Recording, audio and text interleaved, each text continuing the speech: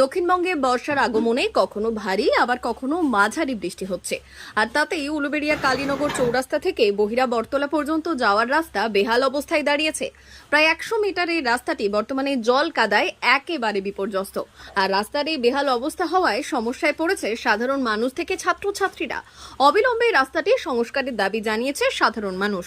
স্থানীয় সূত্রে জানা গেছে, বাড়ি বাড়ি পানীয় জল সরবরাহের জন্য বছরখানেক আগে উলুবেড়িয়া 1 নম্বর ব্লকের কালীনগর চৌরাস্তা থেকে বহিরার বড় আমসা, ছোট আমসা, কাশমুল গ্রামে যাওয়ার রাস্তার পাশ দিয়ে পানীয় জলের পাইপলাইন পাতা হয়।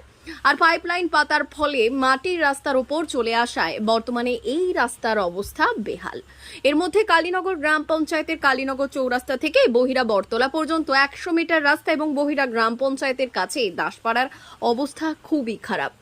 স্থানীয় বাসিন্দাদের বক্তব্য, প্রতিদিন এই রাস্তা দিয়ে পায়ে হেঁটে ছাড়াও বিভিন্ন যানবাহনে চেপে সাধারণ মানুষের পাশাপাশি স্কুলের ছাত্রছাত্রীরাও যাতায়াত করে। যদিও বর্তমানে জল কাদায় রাস্তাটি বেহাল অবস্থায় দুর্ভোগে পড়তে হচ্ছে সবাইকে। তাদের বক্তব্য, রাস্তাটির এই অবস্থা হওয়ায় মাঝে মধ্যেই ছোটখাটো দুর্ঘটনা লেগেই রয়েছে।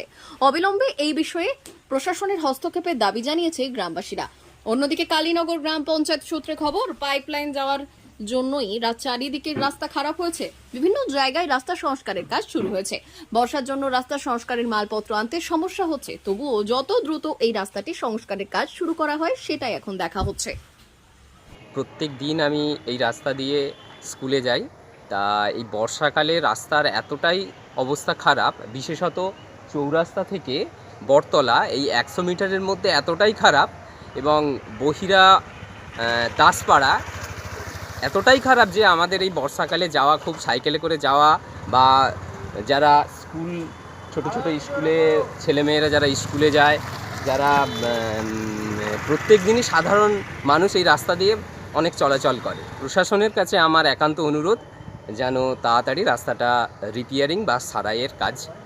চৌরাস্তা থেকে বহিরা যাবার এই রাস্তাটার খুবই বেহাল অবস্থা। বিশেষ করে এই চৌরাস্তা দিয়ে বড় আমসা, ছোট আমসা, বড়ডাঙ্গা, মুন্সিপাড়া, বহিরা রায়পাড়া বিভিন্ন জায়গার লোক যাতায়াত করে, এবং স্কুল ছাত্রছাত্রীরাও এখানে যাতায়াত করে। তো এই রাস্তার এমনই বেহাল অবস্থা যে যেখানে প্রতিদিনই নিত্য নতুন ছোটোখাটো দুর্ঘটনা ঘটছে, এবং স্কুলের ছাত্রছাত্রীদের যাওয়ার ক্ষেত্রে খুবই অসুবিধা হচ্ছে। তাই প্রশাসনের কাছে আমাদের গ্রামবাসীদের পক্ষ থেকে একান্তই আবেদন যে যাতে প্রশাসন এই দিকটা দৃষ্টি দেয় এবং তাড়াতাড়ি এই রাস্তাটা বেহাল অবস্থা দূর করে।